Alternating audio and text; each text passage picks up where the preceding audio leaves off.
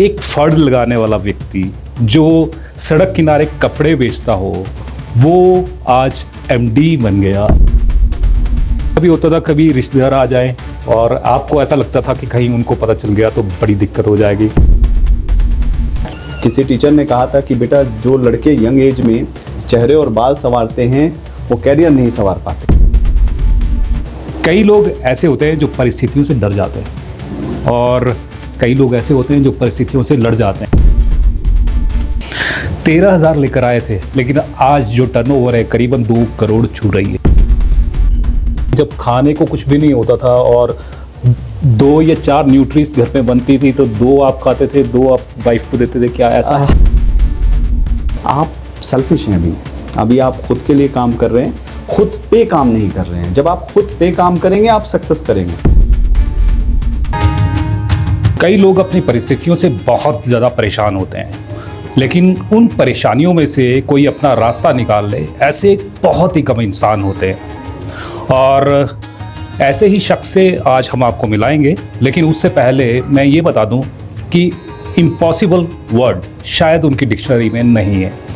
और वो क्यों मैं बोल रहा हूँ उसका भी बात का खुलासा आपसे करेंगे। लेकिन सबसे पहले मैं यहाँ पर स्वागत करना चाहूँगा, आतिफ आलम हैं और यहाँ पर क्या करते हैं वो अभी मैं कुछ नहीं बताऊंगा। स्टार्टिंग से उनकी जर्नी कैसी रही है वो भी आपके साथ में शेयर करेंगे।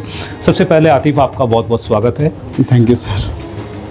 कई लोग ऐसे होते हैं जो परिस्थितियों से डर जाते हैं और कई लोग ऐसे होते हैं जो परिस्थितियों से लड़ जाते हैं।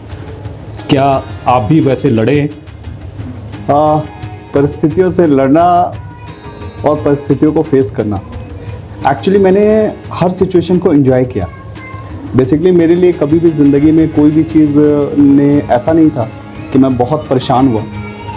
मैंने डिसीजंस लिए हैं, ज़िंदगी में डिसीजंस लिए हैं और उन डिसीजंस को सही करने की कोशिश की। मेरा सोलन आने का एक डिसीज़न था, स्ट्रगल करने का डिसीज़न था और अल्लाह का फजल था, अल्लाह का शुक्र था, अल्लाह की मेहर थी, माँ बाप की दुआएं थी कि आज मैं यहाँ हूँ। और मैं जब सोलन आया तो मैं 2012 में यहाँ सोलन में हमने कदम रखा था, मैं और मेरी वाइफ सारा निकनेम है, सालेहा आलम नाम है। तो हम यहाँ सोलन में आए थे महज 13,000 रुपये लेकर और अल्लाह की मेहर है कि अल्लाह ने मुझे नवाजा और मैं आज यहाँ बैठा हूँ आपके सामने। 13,000 लेकर आए थे लेकिन आज जो टर्नओवर है करीबन 2 करोड़ छू रही है। ऐसा क्या हुआ और कैसे ये जो चिराग है घिसा है? ये लगता है कि मेहनत का चिराग था।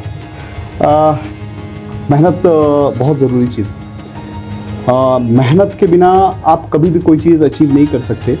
लेकिन सबसे बड़ी चीज़ जो मैं अज्यूम करता हूँ वह है नीयत। मेरी नीयत बहुत अलग थी। जब मैं यहाँ सोलन आया था तो मैंने कभी ख्वाब नहीं देखे, बड़े घर गाड़ी के ख्वाब नहीं देखे। मेरी नीयत ये थी कि मैं ज़िंदगी में अपने माँ बाप को फ़ख्र से सर ऊँचा करता देखूँ। मैं जिस घराने से बिलोंग करता हूँ, मेरे घर में मेरे पापा हमेशा एक चीज़ कहते थे कि बेटा ज़िंदगी में इज़्ज़त कमाना। इज़्ज़त आपको पैसे और शोहरत से नहीं मिलती है। इज़्ज़त जो आपको मिलती है ना वो आपके एथिक्स से मिलती है, आपकी वफ़ादारी से मिलती है। जब मैं सोलन आया था तो हम जब 13,000 रुपये लेकर आए तो हमारे मन में ये था कि हमें कुछ बनना है और ऐसा बनना है जिससे लोग हम पर फ़ख्र करें।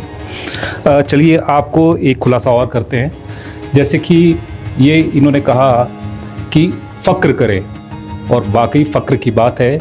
जो 13,000 रुपये लेकर आए थे आज वो यहाँ पर खुशबू मेडिकोज के एमडी हैं। बिल्कुल। ये जो एमडी और एक और खुलासा अभी आपको 2 मिनट के बाद में फिर से करेंगे। ये जो सफ़र है इसके लिए आपने कितनी मेहनत की? मेहनत को लेकर ऐसा है कि मेरे से ज़्यादा आज की डेट में मेरा चेहरा बेशक कैमरे पे है लेकिन इसमें मेहनत मेरी बीवी की ज़्यादा है, मेरी शरीके हयात की ज़्यादा है। क्योंकि मुझे कमाना आता है, बाहर मेहनत करने आता है, घर के काम नहीं आते। और हकीकत बात यह है कि मेरी वाइफ ने घर भी संभाला, बाहर मेरे साथ कंधे से कंधे मिलाकर कमाया और वो कभी मेन स्ट्रीम लाइन में कभी नहीं आए। लोगों ने मेरी सक्सेस देखी, लोगों ने ये कहा, सराहा कि आतिफ ने किया, बट आतिफ ने कुछ अकेले नहीं किया, हकीकत है। ये बहुत बढ़िया चीज़ होती है जब कोई अपनी कामयाबी का जो श्रेय है लोगों में बांटता है। बस ये जो बांटने वाली बात है, यही कहते हैं कि जो दिल जिनका गोल्डन होता है वही ये बात कर सकते हैं, नहीं तो श्रेय लेने वाले तो यही कहते हैं कि सब कुछ मैंने किया है। साथ में एक चीज़ और भी आपको शेयर करना चाहूँगा, जिसमें ये मैंने कहा है कि इम्पॉसिबल शब्द जो आतिफ के जो जहन में कभी शायद आज नहीं आया, और ये भी मैं आपको बताना चाहूँगा कि एक फड़ लगाने वाला व्यक्ति जो सड़क किनारे कपड़े बेचता हो वो आज एमडी बन गया। ये क्या हुआ और कैसे हुआ? सर ये बहुत लंबा सफ़र है, अगर मैं बताऊंगा तो वक्त बहुत चाहिए। शॉर्ट में जानना चाहेंगे हमारे दर्शक भी, क्योंकि उत्सुक है, क्योंकि ये उन लोगों के लिए एक मिसाल आप बने हैं जो लोग करना तो चाहते हैं लेकिन परिस्थितियों के कारण वो परिस्थितियों से घिर जाते हैं और अपने दिमाग पर वो बोझ डाल देते हैं, और वो बोझ इतना ज़्यादा हो जाता है कि वो लाइफ में बढ़ नहीं पाते। एक्चुअली सर मुझे बहुत कमाना था, कमाना मेरी मजबूरी भी थी, मेरी ज़रूरत भी थी। कमाना हमें ख़ुद को सरवाइव करने के लिए था, कमाना अपनी फैमिली के ख्वाब और जो हमने बचपन से अपने घर का, अपने माँ बाप के ख्वाब देखे थे उसको पूरा करना था। उस जुनून में सबसे पहली जो ज़रूरत थी वो ये थी कि हम अपने यहाँ सर्वाइवल कर सके, उसके लिए हमने जॉब की। जॉब हमने की कपड़े की दुकान में, और चूँकि एजुकेशन थी, लोगों को यह लगता था कि शायद हम कपड़े की दुकान में परफॉर्म नहीं कर पाएंगे, बट हमने उसमें भी अपना बेस्ट देने की कोशिश की, उसमें भी बहुत सीखा। मैंने पर्दों की फिटिंग से लेकर, पर्दों की कटिंग से लेकर फर तक सामान बेचना सीखा। उसके बाद मुझे लगता था कि शायद मुझे और कमाना है, तो संडे हमें वीकली ऑफ होता था, तो जिस पे मैंने ऑनर से बात की कि मुझे संडे ऑफ रहता है तो क्या मुझे इजाज़त दीजिए कि मैं अपना काम कर सकूं, और उन्हें भी कोई परेशानी नहीं थी। उन्होंने बिल्कुल कहा कि संडे आपका ऑफ है, आप उसमें मेहनत कर सकते हैं। तो मैंने एक दो लोगों की मदद से संडे फड़ लगाने की कोशिश की, वहाँ कुर्तियाँ बेची, और बिल्कुल मेहनत करने में कोई शर्म नहीं है। और मुझे कमाना था, तो कमाने के लिए आपको जायज़ हक हलाल का रिस्क कमाने के लिए मेहनत करनी पड़ती है, और उसी मेहनत का एक सोर्स था कि मैंने संडे फड़ लगाए। फड़ पे बहुत अच्छा निज़ाम ये था कि मेरी वाइफ सुबह आती थी, मेरे साथ फड़ लगाने में पूरी मेहनत करती थी, फिर मुझे छोड़ते थे कि आप सेल्स करो। वो घर जाती, घर का सारा काम करते, लंच से लेके सब चीज़ करते, फिर शाम में मेरे साथ आके क्लोज़ करते, हिसाब किताब हम करते। और सबसे अच्छी चीज़ ये कि हम उस कमाने के बाद हम दोनों सेलिब्रेट करते थे उस इनकम को। हम आराम से बैठते थे किसी रेस्टोरेंट में, किसी होटल में, और खाते थे और खुश रहते थे। सबसे इम्पॉर्टेंट चीज़ है आपका सेटिस्फाइड होना। 4500 और 2500 रुपये की तनख्वाह पे आतिफ और सारा ने इस सोलन में काम स्टार्ट किया, और उस तनख्वाह को भी हम लेकर जब घर आते थे तो हम उतने ही खुश थे जितने हम आज हैं। चलिए एक और यहाँ पर खुलासा और करने वाले हैं, और ये है कि ये मैं उन लोगों के लिए बोल रहा हूँ कि जो मेहनत तो करते हैं लेकिन मेहनत जो हमेशा होनी चाहिए, जो हमेशा करते रहनी चाहिए, वो नहीं कर पाते, और यही वजह है कि वो पीछे रह जाते हैं। और जो मेहनत हमेशा लगातार करते हैं और वो आगे बढ़ते हैं, और उन्हीं में से जो आतिफ आज बैठे हैं। और ये भी बताना चाहेंगे कि जैसे फड़ लगाने से लेकर जो संघर्ष का टाइम है वो आपसे शेयर कर रहे हैं, ताकि आप भी उनसे मोटिवेट हों और संघर्ष आप करें। सबसे एक चीज़ और भी थी, जब आप फड़ लगाने जाते थे तब काफ़ी दिक्कत परेशानी आती होगी, लेकिन मैंने एक चीज़ और भी सुनी है और आपसे ही सुनी है कि अगर बारिश भी होती थी तब भी आप बारिश में भी वहाँ पर लगाते थे। एक्चुअली क्या था कि कहा जाता है आपके अपने आप से बहुत मोहब्बत करते हैं। क्या था कि ठंड में बहुत ज़्यादा कस्टमर नहीं होते, और जब बारिश होती थी तो वो जगह ऐसी थी जहाँ पानी के छींटे पड़ते थे, और चूँकि ठंड काफ़ी थी तो मेरी वाइफ बीइंग मुझसे मोहब्बत करती है, तो उसने मुझे ये राय दी कि आतिफ क्यों जा रहे हो, और आप वहाँ गीले होते हो, आपको तकलीफ़ होती है और सेल भी नहीं होनी है, तो आपने जाना क्यों, आप रेस्ट कर लो। तो मेरा एक सभी को लिए मैसेज भी है, तो मैंने सारा को भी ये बात कही थी कि अगर मैं आज रेस्ट करूँगा ना तो जाहिर है मुझे कोई इनकम नहीं होगा, और मैं किसको कंप्लेंट करूँगा। लेकिन अगर मैं जाऊँगा और वहाँ मुझे रिस्क नहीं मिलेगा या मैं नहीं कमा पाऊँगा, तो मैं अल्लाह रब्बुल आलमीन से कंप्लेंट करूँगा कि या अल्लाह, मैं आया था, मैंने मेहनत की, बट रिस्क नहीं मिला। और ये कंप्लेंट जो है ना, वो बिल्कुल जायज़ है। और अल्लाह ने मुझे नवाजा, इसी कंप्लेंट के लिए नवाजा, क्योंकि अल्लाह ने मुझे कभी निराश नहीं किया। मैंने जब मेहनत की, और मैं कहता हूँ कि आप जब मेहनत करते हो, एक शायर के शेर है, खुद ही को कर इतना बुलंद कि हर तकदीर से पहले खुदा खुद बंदे से पूछे, बता तेरी रज़ा क्या है। तो आपको करना पड़ेगा। जब मैं फार्मा इंडस्ट्रीज़ हो, कपड़े की दुकान हो, फड़ हो, सबसे इम्पॉर्टेंट चीज़, जब मैं आज की डेट में लोगों को हायर करता हूँ, तो मैं जब सबसे पहला सवाल उनसे पूछता हूँ, आप होमवर्क करते? हमें बचपन में होमवर्क मिलता था, लोग इस होमवर्क को नहीं समझते। मैंने फड़ पे कुर्ती लगाने से पहले भी ना होमवर्क किया है सैटरडे, कि हमने कल क्या बेचना है, कैसे बेचना है, हमारा कस्टमर क्या होगा, क्या कमाना चाहिए, बजट बनाना चाहिए। बजट बनाना मैंने अपनी मम्मी से सीखा, वो डायरी पे बजट बनाते थे। हम सारे बच्चे, हम सारे भाई बहन, और मेरे भाई बहन काफ़ी हाईली एजुकेटेड है, और वो एजुकेटेड इसीलिए हैं क्योंकि मेरे माँ बाप ने हमें परवरिश अच्छी दी। तो मैंने हर इंसान से सीखने की कोशिश की है। तो जब आप होमवर्क करके जाते हो ना, चाहे आज मैं यहाँ बीइंग ए मैनेजिंग डायरेक्टर भी बैठा हूँ, तो मैं जॉब कर रहा हूँ, और मैं मेरे काम के साथ ईमानदार हूँ, और मेरे काम के लिए मुझे होमवर्क करना ही पड़ेगा। आप किसी भी स्किल्स पे बैठे, हमने यहाँ, मैं अभी ज़फ़र साहब से मिला, जो हमारे कमिश्नर सर हैं, मैं उनकी कुछ बातों से इतना मुतासिर हुआ, उनका होमवर्क देखा। ही इज़ IAS और कमिश्नर हैं, बट मेहनती हैं। तो मैं उनसे भी ये सीखा। अभी कल परसों की बात है, और मेरी एक आदत रही, मैंने बहुत लोगों से सीखा है। मैंने मेहनत करना लोगों से भी सीखा है, और मेहनत नहीं छोड़ सकते, ये आप कर ही नहीं सकते, और आपको मेहनत करते रहना पड़ेगा।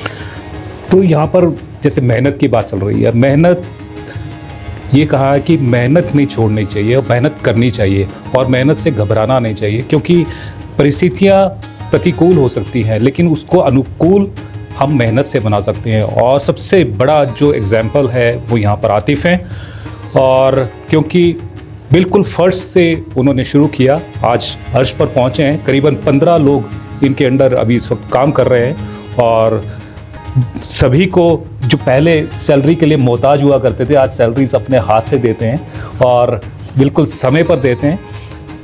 ये भी एक सुना मैंने। हाँ, एक्चुअली मेरा एक विज़न है। मैं अपनी टीम को हमेशा बोलता हूँ, जब आप तरक्की करते, ठीक है, जब भी हमने कंपनी में जितना इजाफा किया 2 साल 3 सालों में, हमने हमारे हर एम्प्लॉयज़ को सैलरी उनकी जो भी थी, जितनी कंपनी की तरक्की हुई उसके अकॉर्डिंग हमने सबको ग्रोथ दी। अल्हम्दुलिल्लाह मेरे पास काफ़ी ऐसे लोग हैं जो 2 साल पहले जिस सैलरी पे थे, आज उसके 3 टाइम्स या 4 टाइम्स होंगे, और वो इसलिए है क्योंकि सबका कंट्रीब्यूशन है। मैं इज़्ज़त करता हूँ हर उस इंसान का जो मेहनत करता है। ये कंपनी सिर्फ अभी मेरी नहीं है, ये हर उस शख्स की है। यहाँ एक हाउस कीपिंग में भी जो इंसान बैठा है, जो इसमें कंट्रीब्यूट कर रहा है, उसका हक बनता है। और मैं कोशिश करता हूँ कि पीपल्स आर डिपेंडेंट, वो सैलरीज़ पे डिपेंडेंट है, तो उनको टाइम से सैलरीज़ मिले, ताकि वो अपना घर अच्छा चला सके।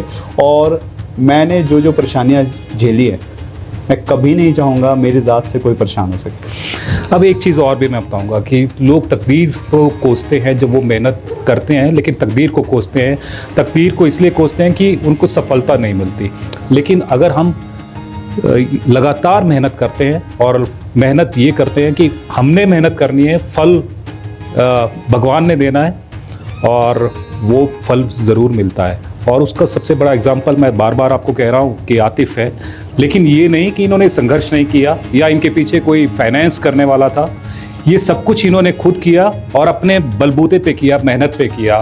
और यही वजह है कि ये पहचानते हैं कि कौन सा जो अगर आपके अंडर काम कर रहा है वो दिक्कत परेशानी में है, तो उसकी दिक्कत परेशानी ज़्यादा ना हो।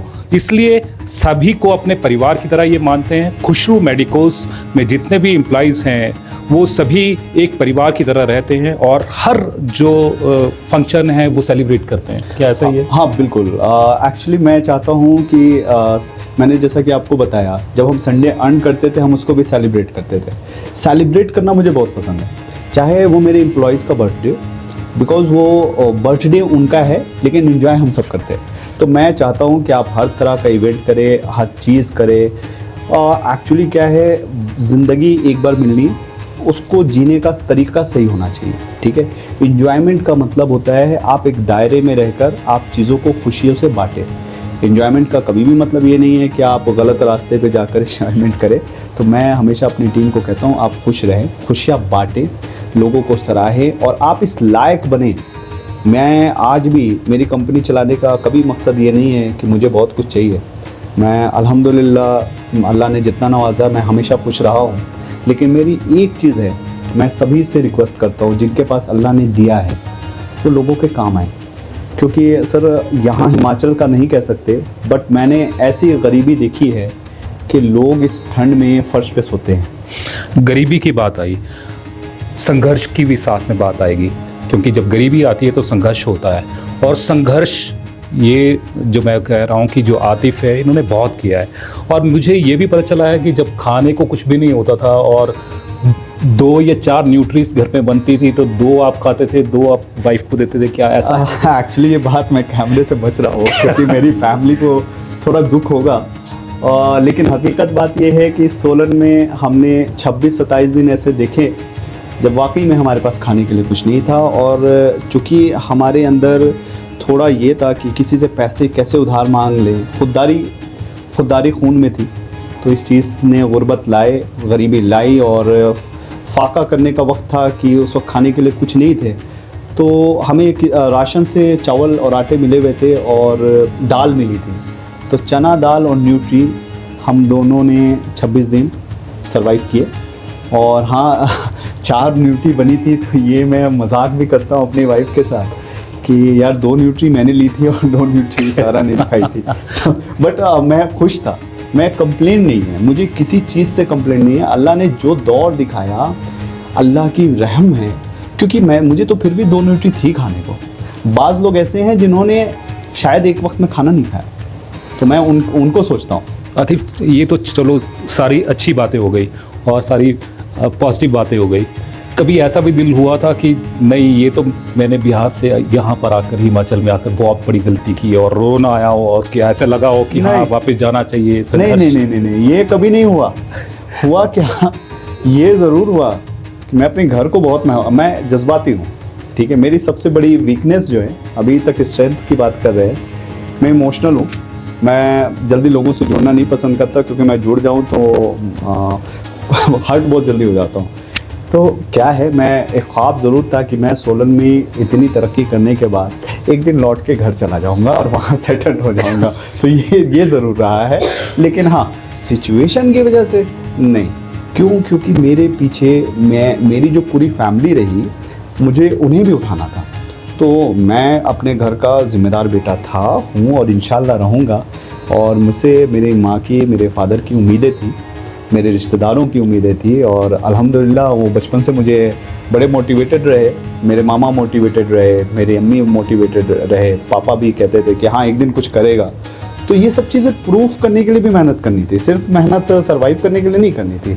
हर वो शख्स जो आपसे उम्मीद करता है कि आप वो उसकी ज़िंदगी में आप अच्छा करेंगे, और ख़ास के माँ बाप बहुत उम्मीद करते हैं। जब आप रेडी फड़ी लगाते थे और मॉल रोड के ऊपर, यानी कि आपने 4-5 साल शायद वहाँ पर बेचे हैं कपड़े, तब ऐसा भी होता था कभी रिश्तेदार आ जाएं और आपको ऐसा लगता था कि कहीं उनको पता चल गया तो बड़ी दिक्कत हो जाएगी?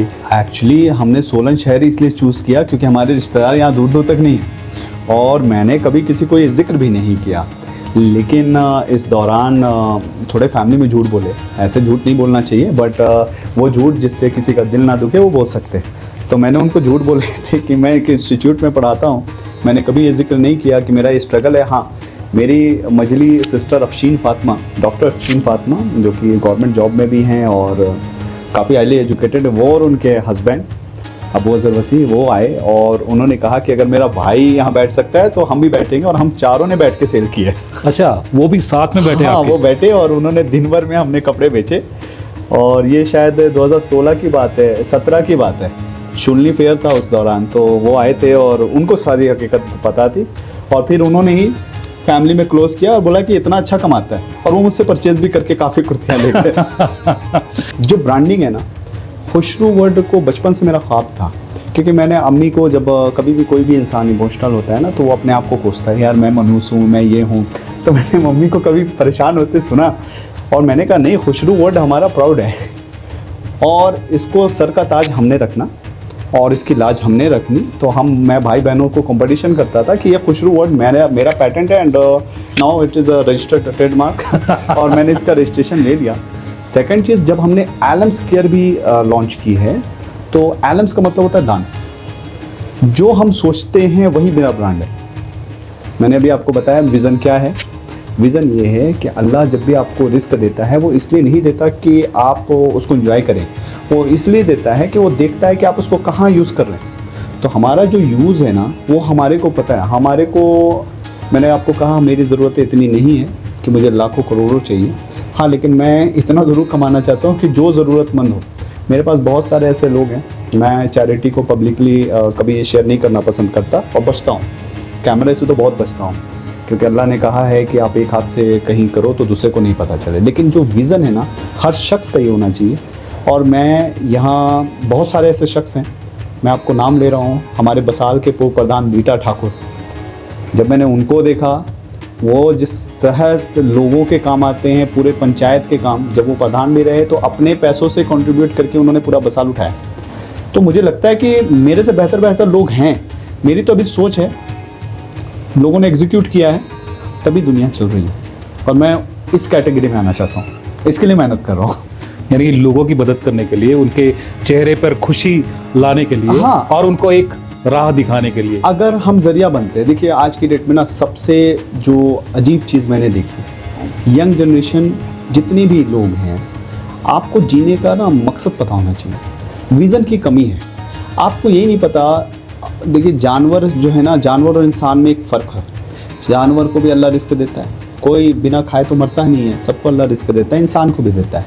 बट इंसान वो है जो दूसरों के दर्द और तकलीफ़ को समझ सके, इसलिए इंसान के अंदर जज्बात दिए गए।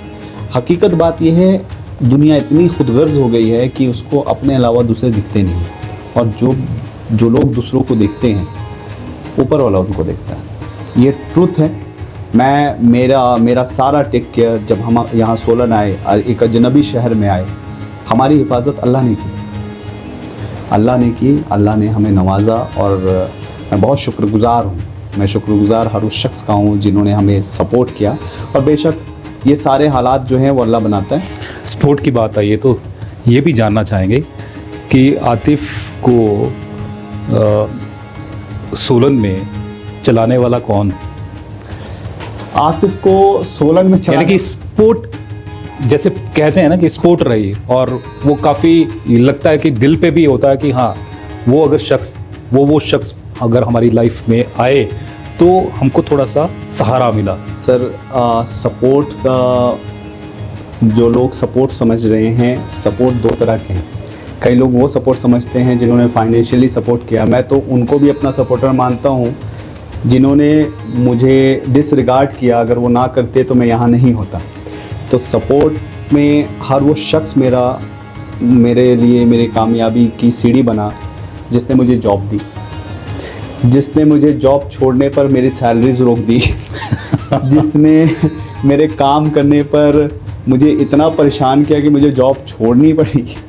तो मैं उन सब का थैंक्सफुल हूँ, क्योंकि ये सारे जो हालात बनते हैं, एक शख्स के साथ हमने पार्टनरशिप पे यहाँ दुकान भी की थी, मैं नाम नहीं लूँगा, डिफॉर्म होंगे, और उन्होंने 10 दिन में उनकी नीयत ख़राब हो गई थी, और वो पार्टनरशिप पे हमने दुकान ही की थी, कपड़े की दुकान की थी। और उस दौरान हमारे बीच थे हनी एप्पल के हनीफ भाई, उनका बहुत मदद था, हमें बहुत था, और वो हमारे सपोर्ट में खड़े थे। बट फिर भी मैंने कहा कि इस डिस्प्यूट में उन्हीं को दुकान दे दो। हमने कुरान शरीफ उठाई और हम दुकान छोड़ गए। आज मैं सोचता हूँ, अगर उस दुकान को कर लिया होता तो शायद मैं उस दुकान से बंधा हुआ होता। आज ये जो आप अंपायर देख रहे हो, वो इसलिए देख रहे हो क्योंकि उस बंदे ने डिस्प्यूट किया। वो जो ना करता डिस्प्यूट तो मैं दुकान में बैठा होता। आतिफ अलम की एक जो ख़ास चीज़ जो सामने आ रही है, सामने चीज़ ये आ रही है कि आपकी लाइफ में अगर कोई नेगेटिव चीज़ भी आई है, पॉजिटिव तो आती है, और उसको हम यानी कि दिल पर लेते हैं कि हाँ ये बहुत अच्छी चीज़ हो गई। अगर आपके नेगेटिव भी आती है तो यानी वो भी चीज़ आपको कुछ ना कुछ सिखा कर जाती है, और वो उसको पॉजिटिव वे में लेना वो आतिफ के दिल में है। और यही वजह है शायद कि आज एक रेडी फड़ी वाला आज एमडी हैं और वो भी खुशरू मेडिकेयर के। खुशरू मेडिकेयर के साथ हमारे पास अभी 3 डिविज़न्स हैं। एलम्स केयर है, एलम्स कॉस है, एलम्स हर्ब है। मुझे किसी शख्स ने बार बार कहा कि अगर आपके दिल का हो तो अच्छा, ना हो तो और भी अच्छा, क्योंकि अल्लाह के मुताबिक होता है। तो जब आपके साथ कभी ज़िंदगी में बुरा होता है, मेरे लाइफ में सोलन में जितनी चीज़ें बताई, इन चीज़ों में बहुत निगेटिव चीज़ें भी रही हैं। निगेटिव चीज़ जब रही हैं और जब मैं बहुत टूटा हूँ, बिखरा हूँ, इमोशनली टूटा हूँ, लोगों ने जब हर्ट किया है, उस वक्त जज्बा ना, जो जज्बा पहले था उस जज्बा को 1000 गुना रफ्तार मिली और इतनी मिली कि उससे और निखर के आई। तो जब आप टूटते हो तो वो सबसे बेहतरीन वक्त होता है। जब हमें लगा था, किसी ने हमारी जब सैलरी रोकी थी, बहुत दुख हुआ था कि यार 16,000 रुपये रोके गए थे। 16,000 की अहमियत थी 2013 में, ठीक है, बहुत अहमियत थी। लेकिन अब लगता है अगर वो मिल गई होती ना तो हम शायद वहीं जॉब कर रहे होते, ठीक है। तो ये सब चीज़ें आपको सीखना पड़ेगा, आपको पॉजिटिव रहना पड़ेगा। और एक बार बार मैं एक चीज़ कह रहा हूँ, नीयत बहुत मैटर करती है।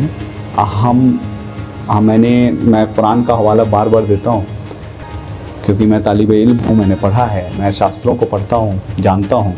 तो बार बार कहा है कि अगर आपकी नीयत है अच्छा करने की और अनफॉर्चुनेट नहीं भी कर पाए, तब भी ऊपर वाला पुण्य और सवाब देता है। बुरा करने की नीयत है और जब तक कर नहीं देते तब तक पाप नहीं है। तो ऊपर वाले ने कहा कि आप अच्छा सोच भी रहे हैं तो उसके लिए फ़ायदा है। आतिफ, मैं बीच में रोकना चाहूँगा। मैं ये भी, आजकल की जो युवा पीढ़ी है, यूथ है जो, वो सिर्फ किस्मत को कोसती रहती है कि मेरी किस्मत ख़राब है या मेरे पास पीछे कोई भी सपोर्ट करने वाला नहीं है, मेरे पास पैसे नहीं थे, मेरे फादर ने ऐसा नहीं किया, मेरे मदर ने ऐसा नहीं किया, अगर मेरे फ्रेंड ऐसा होता तो मैं काश कहीं पर पहुंच जाता। लेकिन आपने तो इसको सबको झुठला दिया है। क्या कहना चाहेंगे ऐसे यूथ को? सर मैं इसमें सबसे इम्पॉर्टेंट चीज़ आपको एक अपना ही एग्जांपल देता हूँ। मुझे मेरी फैमिली ने बहुत कहा गवर्नमेंट जॉब का फॉर्म भर दो, ठीक है। जब मैं स्ट्रगल कर रहा था, उन्होंने कहा निकाल लेगा, इसलिए क्योंकि मैं कॉलेज का अच्छा स्टूडेंट था और सभी को लगता था कि मैं निकाल लूँगा। तो मैंने उन पर एक स्टेटमेंट कही थी। मैंने ये कही थी कि जितने लोग जो कॉम्पिटिटिव एग्ज़ाम में बैठते हैं और वो पास नहीं होते और ये कहते हैं कि यार 2 नंबर से रह गया, 4 नंबर से रह गया, मैं उनमें से नहीं बनना चाहता। वो इसलिए नहीं बनना चाहता क्योंकि मैं जानता हूँ कि मैं उस लेवल की मेहनत नहीं कर सकता।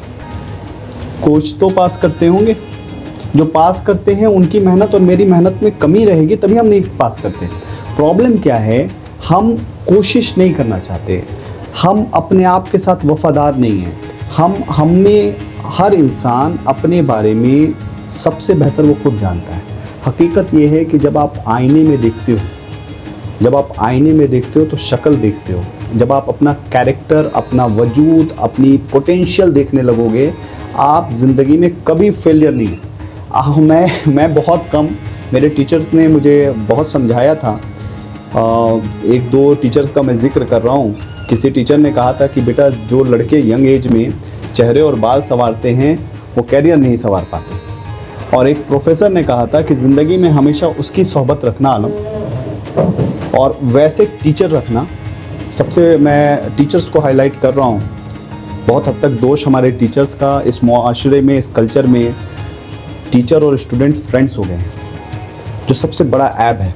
मैं मेरे टीचर के सामने आज भी सैलून में नहीं बैठ सकता। तो मेरे टीचर ने एक चीज़ कही थी कि Atif, teacher can not teach us, his character teachers. ये बात मेरे फिजिक्स के प्रोफेसर थे के सिंह सर, मैं उनकी आज भी बहुत इज्जत करता हूँ और मेरे दिलों में बैठी है। तो हमने हमेशा जिनसे सीखा, आप हमेशा सीखें उनसे जो जिनका कैरेक्टर बढ़िया हो, नॉलेज बढ़िया हो। नहीं तो आपको सोहबत, जो संगत जो कहते हैं, वो अच्छा रखना चाहिए। एक बहुत सिंपल सा एग्जांपल है, आप कोयले के खान में आप चले जाओ, आप कुछ भी टच ना करो, लेकिन जब आप वहाँ से निकलोगे ना तो आपके जिस्म पे, आपके कपड़े पे कालिक होगी। और अगर आप इतर की दुकान से में जाएंगे, बिना कुछ छुए निकलेंगे, तो आप में सुगंध, खुशबू इतर की होगी। ये आपको चॉइस करना है, आपका सर्किल। सर्किल में बार बार कहता हूँ, लोग आज की डेट में यंगस्टर ग्रुप्स, फ्रेंड्स, सर्किल, वो भूल जाते हैं कि ये सारी चीज़ें 3-4 साल का दौर है। एंड ऑफ द डे आपको कैरियर देखना पड़ेगा। आप सेल्फिश हैं अभी आप खुद के लिए काम कर रहे हैं, खुद पे काम नहीं कर रहे हैं। जब आप खुद पे काम करेंगे आप सक्सेस करेंगे। तो यंगस्टर कोसते इसीलिए हैं, वो सोचते हैं कि मेरे ऊपर मेरे माँ बाप काम कर देते, मेरे माँ बाप रिच होते तो मैं भी रिच होता। वो सोचते हैं मेरा दोस्त IAS होता तो मुझे हेल्प करता। वो ये नहीं सोचते कि मैं क्या हूँ, मुझे क्या होना है। तो आप अपने आप पर खुद काम करें। आपको आपके हाथ की तकलीफ़ खुद दूर करनी है। आप अपने अंदर की भूख खुद मिटा सकते हैं। तो ये आदमी आपको खाना बना के दे सकता है, मुंह में निवाला डालना आपका काम है। और माँ बाप खाना बनाते हैं, बच्चे को एक एजुकेशन में डालते हैं जिसकी जितनी सलाहियत है। लेकिन अगर आपकी इंटेंशन है, आप कुछ भी कर सकते हैं, क्योंकि ज़रूरी नहीं है कि आपके माँ बाप का बहुत पढ़ा लिखा होना। आप अपने लिए क्या करते हो मैटर करता है।